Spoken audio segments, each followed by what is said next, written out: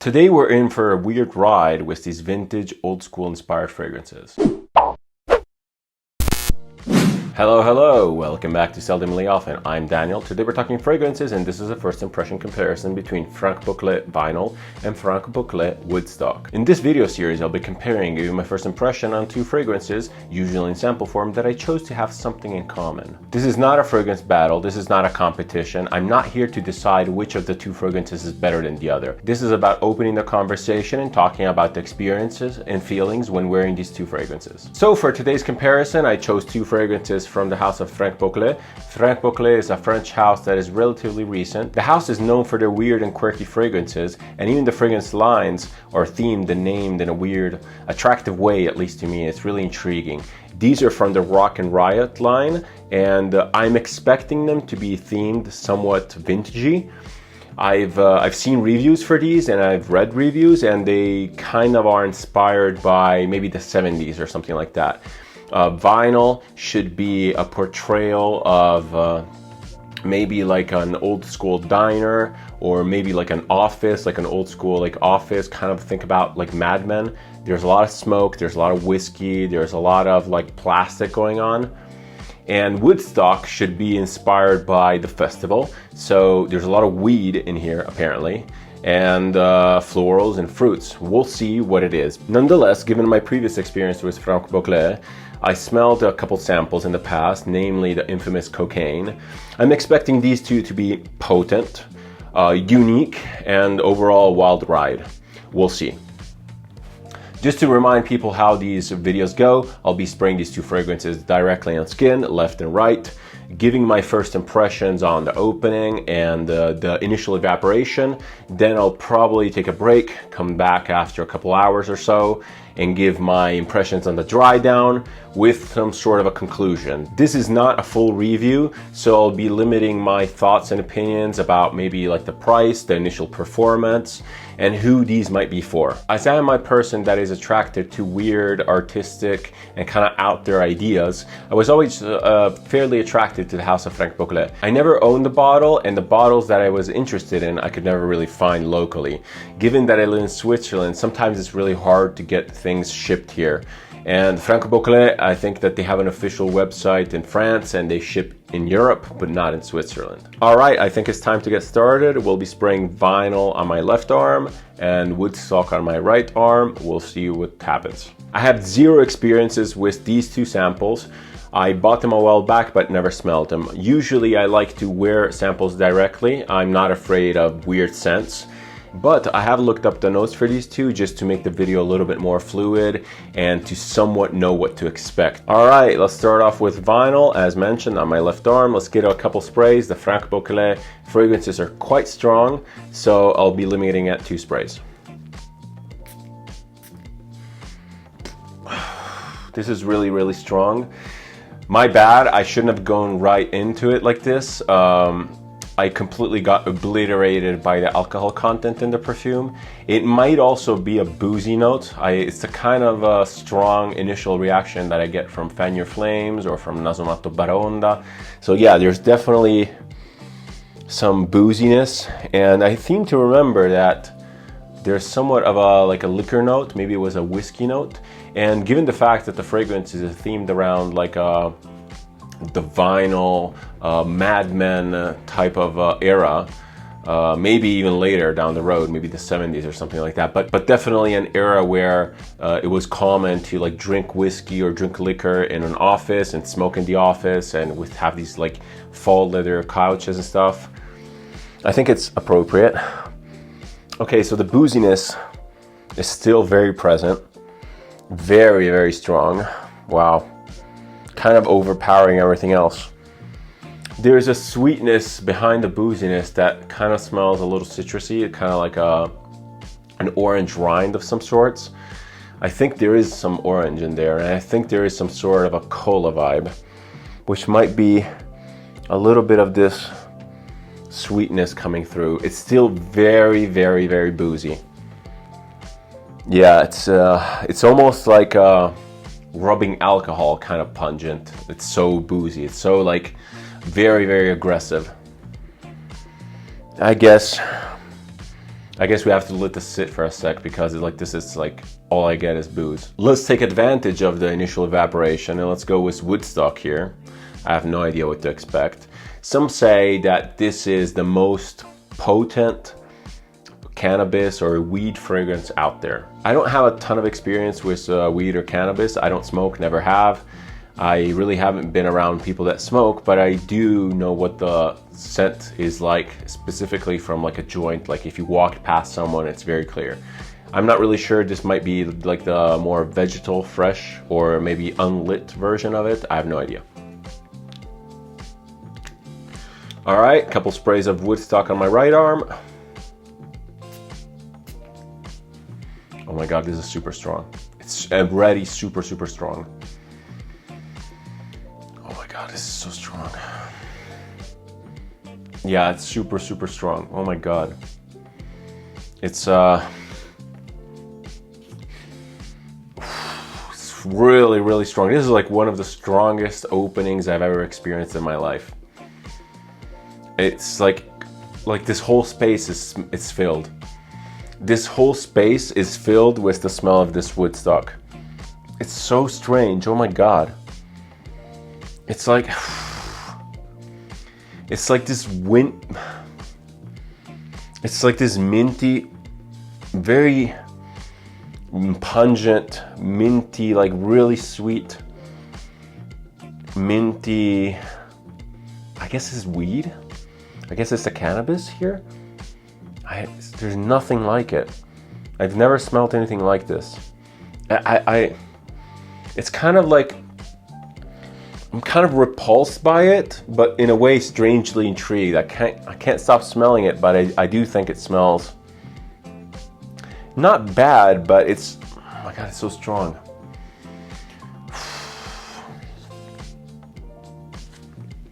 This is super, super strong. I don't know if I'll be able to smell vinyl anymore. So the opening is really weird. It's really unusual. It's definitely, you get this like freshness from it. It's almost like a peppermint freshness. It's definitely green, but it's really sweet. And I seem to remember that in the notes there's something like fruit or dried fruit, but I don't really pick up on the fruitiness.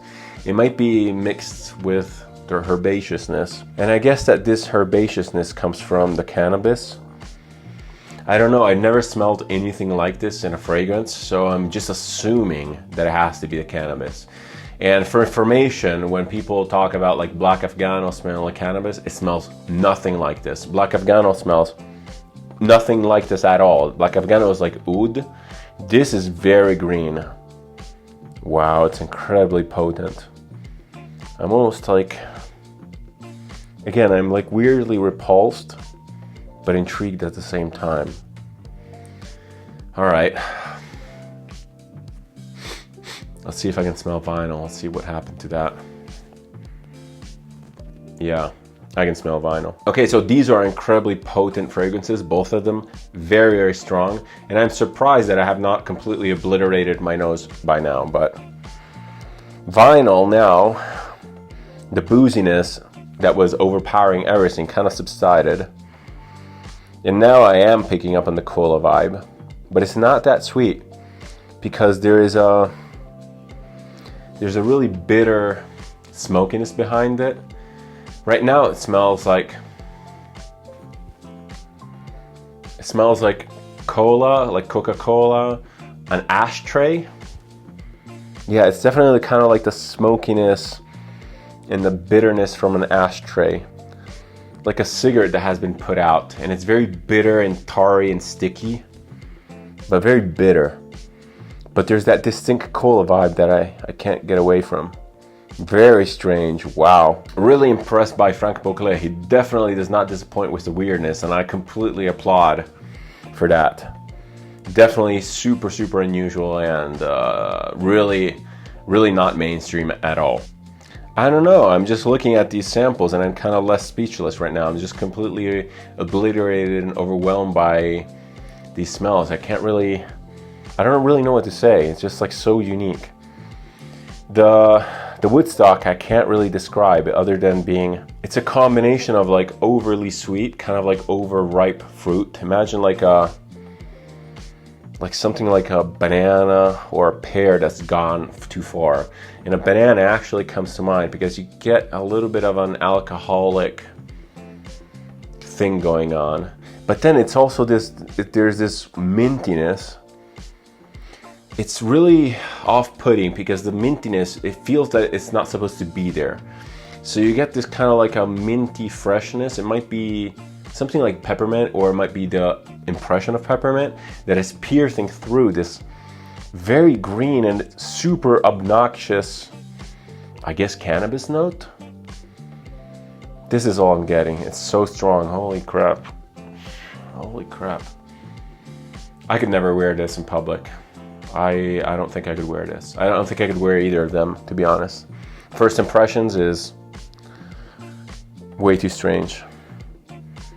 Maybe in the dry down, I don't know. They're both incredibly challenging to my nose, not in an off-putting way, meaning that they're not like your barnyard oud or like burnt oud or just some weird spice and stuff. This is like incredibly challenging just because they're so potent and so weird. It's just so weird. Yeah, definitely a lot of ashtray. I have to be honest, ashtray smell is never something that I thought smelled good. I always thought it smelled horrible, actually. There's this cola thing in the background. There's a lot of ashtray, a lot of cola, but that's about it. Interesting, so interesting. I'm really without words. Yeah, this one too is like incredibly potent, and I can't really say anything else than the green stuff. Before I give these a moment to like cool off, dry down, and maybe calm down a little bit, looking at the notes, I want to point out that both of them have kind of the same base notes. It's like they both have like vanilla, patchouli. I think that there is some amber, maybe. I can't remember. Cedar, maybe, like woods. So based on the notes alone, one would expect them to smell quite similar dried down. They smell so completely different in the opening that I don't know how they could dry down similarly, but we'll see, I guess. Okay, I'm back. It's been about 2 hours. It's been the most distracting 2 hours ever. I was supposed to cook. I can't cook like this. There's way too much centriole, too much sillage. I didn't really feel like cooking. These are not scents that invite me to cook. They're not gourmand at all, despite sort of the notes kind of like implying that there's a vanilla and stuff. I couldn't get any work done just because these two fragrances are incredibly distracting. The scent bubble was a little bit too much. I even had to open a window to aerate a little bit. The Woodstock is definitely the stronger of the two. I couldn't really escape this. I can't. I still smell it super strongly. And the vinyl, every now and then I would get whiffs of it, but I have to sort of get close to it to smell it. But it's still super, super strong. Like at this distance, it's really strong. They both have somewhat evolved, somewhat. I can still smell the thing that, let's just call it the weed or the cannabis. I can still smell that a lot. But the rotten fruit sweetness and the piercing spearmint, peppermint thing is subsided. There's this weedness that I can't really describe because I really don't have any reference for this. All I can say is that it's very green. It's kind of there is a hint of sweetness that reminds me of like licorice or anise or something like that. And there is a slightly alcoholic thing in there. I know what it smells like. It smells like weed, and then there's like a beer stain on a wooden table. I don't know why, I just got this imagery just now. It has that weird, acrid beer smell. My God, it's so strange. But in the back, I guess a little bit of warmth has picking up. It's still very overpowered by weed or whatever that is. But in the back, the putrid sweetness has been substituted by, I guess, some woodiness and a lot more of a dry kind of sweetness. I can't pick up any vanilla, but I think I can pick up some patchouli. It's like very dry and earthy in a way. This is a very, very dense scent, very wet smelling, very, very foggy. It's just so powerful. It's just so powerful that it does not give me clean vibes at all. This does not smell clean by all means. I can't think of any situation where I could pull this off. I'm not saying you would smell exactly like you just smoked a joint or anything, but it's so, I don't know. It's just so strong. It's just so strong and so unique. I couldn't pull this off whatsoever, even after 2 hours. I don't know how you would wear this, to be honest. It's really, really strong. It's really very overpowering. Maybe this is a one spray type of thing, like under your shirt, but this is like borderline too strong for me. It just never blends in the background. To give you an example, I have very, very strong scents, but if they lean like musky, for example, or like vanilla or something like that, they really blend in with your skin and you kind of get used to them. You kind of get used to that smell and it sort of like plays ball with your normal scent. The thing is so unique and so strong that it always has like it's always in the foreground and it always has a front row seat to everything. And you can't really escape it. The vinyl got significantly more wearable, like significantly. The ashtray smell has almost gone. I think that this is almost good now. This is a good smell. It's there is no more cola, there is no more ashtray. There is a vanilla amber thing going on, which is very delicate. It's very well done. It's not overly sweet. I think that there is some sort of a rubbery plastic note kind of offsetting the sweetness.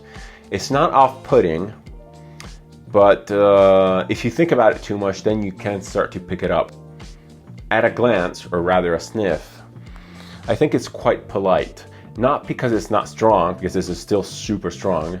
It's because it's a smell that you wouldn't think twice of. It smells, I would say it smells perfumey in a way, especially comparing to what it was before. This is now, it's relatively normal and let's say mass appealing. Yeah, I guess if you get close, there is that rubbery, smells like a bicycle inner tube. I mean, it doesn't smell like a bicycle inner tube, but I can pick up like the smell of a bicycle inner tube in here. And I've changed a lot of inner tubes and I changed a lot of tires to know that smell very well. Do I want the scent that needs 2 hours to be wearable? I'm not really sure. Between the two, I definitely could get used to vinyl a lot more. The opening is super harsh. There's that alcoholic thing going on, but that doesn't last long. And then you have that ashtray Coca-Cola thing. That lasts a while. And I'm not really into the ashtray. The Coca-Cola I like, and I have been searching for Coca-Cola scents that really are realistic, and I think I found that in the Roja Enigma. This one is still realistic, I would say, but it has that ashtray bitter, wet pungency that really doesn't vibe with me. I know I didn't sound really enthusiastic about these two, but actually I'm super interested and really happy that I smelled these. These are really unique. It was such a different experience. I will not be getting a full bottle of these for sure, just because it's like way too much. I could never wear these. But I really, and I can't even say it enough, applaud the house for coming up with something like this. It's so unique, so daring, and so different. These two scents are a must try for anyone that is intrigued by something different and out there. I think that all the Franck Boclet lines, maybe with the exception of the one that is kind of like the single notes one, are all really interesting and definitely sample worthy. I can't really knock anything off them. The scent is subjective, but I think it's super interesting on both. The performance is nuclear, absolutely nuclear on both of these. Woodstock especially, maybe it's the type of scent. This is one of the few scents that I ever tried to actually be worthy of the name room-filling performance. I do think that these two, despite how powerful and unique they are, they can grow on you. If you sort of like lean into them slowly and start wearing them, they could be somewhat interesting, and I'm not saying they could become a signature scent just because it's like way too strong and way too strange, but they could, you could pull them off in some context. The only situation I can think of wearing something like this is maybe like a party situation, something fun, something where there's not too much of a serious atmosphere, just because you have to, in a way, laugh about it and be ready to be not laughed at, but to be ready to be questioned about your scent. These are definitely not smell good fragrances, but as mentioned, I do really recommend sniffing them if you're into perfumery and if you're into just niche weird things. I don't have much more to say about these fragrances except that I'll be committing to them the whole evening, probably down to the morning, possibly. And yeah, I mean, interesting stuff. Franck Boclet, I applaud you, and definitely I'll be trying something else. What are your experiences with Franck Boclet? Have you tried these? Have you tried other fragrances from the house? What do you think about fragrances that are themed around something? Do you approve that? Do you think that they're wearable? Please leave any observations, suggestions, comments, or anything else down below. I'll be sure to answer you. I love interacting with you guys, and yeah, it's an open conversation down there. Thanks as always for watching. Thank you for your time. Thank you for your patience and all the appreciation. I really enjoy it. Until next time, until the next video, cheers.